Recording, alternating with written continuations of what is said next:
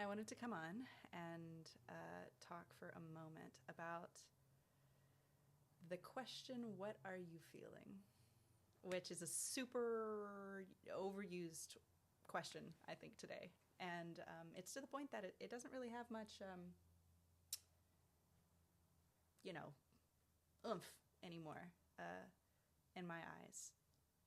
And I was trying to think about why that is, and I realized it's because it's become sort of too broad of a question for people to answer in a way that's usable. And in my master's program, I had to take a class called surveys. It was all about designing really well done surveys so that you could gather data that was actually usable. And in it, one of the things that they talked about was the importance of like wording a question. And not just that, but like where questions go, all this stuff, but like how you word a question is really important. Because if the question's too broad, if there's too many assumptions that can be brought in about how to answer it, the data is not as usable as it would be if it's, more pinpointed. And the more usable the data is, the easier it is for you to actually make changes, to make interventions, and to do things for an organization or for an individual that actually sparks growth and change in the direction that you want it to be. And so the question, how are you feeling, has sort of gotten a little bit too broad, because you could answer that in terms of your energetic capacity, like I'm feeling overworked. You could answer that in terms of your actual feelings. I'm feeling abandoned. I'm feeling hurt. You could answer that in the terms of your physical sensations, which is what I'm normally looking for, which is the idea, or at least looking for first, which is the idea of, like I'm feeling a pain in my chest. I'm feeling like a sharper burning sensation, along the back of my neck, whatever it is.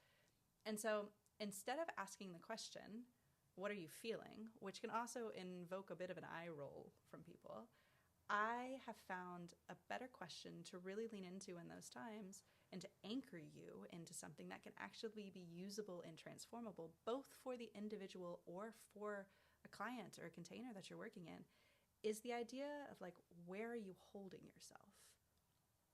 For me, when I think about things, I think of things in terms of contractions in the body, because where you are contracting in the body, those are your stories coming alive in a moment that are limiting your ability to move forward in the world in some way or respond in a way that you really want to. And so when I think about where am I holding myself, what I'm actually asking is like, all right, where in my body am I contracting? What is contracting without my conscious choice of I want to contract this muscle to do this movement and to move this thing? Because when that piece is contracting without my observation, it is drawing energy that I could be using to actually move through the world how I want to. So I have decided to break up with the question, what are you feeling?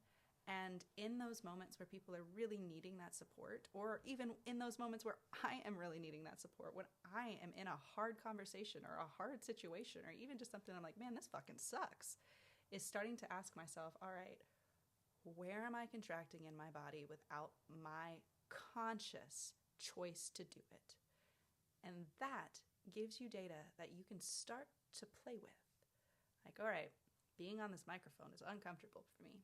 I can feel that in this arm, in the top. I can feel where I'm contracting. I can feel the way that's starting to happen and move. And that gives me a place that I can start to play with to actually get some of my energy back to move how I want to in the situation. I take back my control to be me.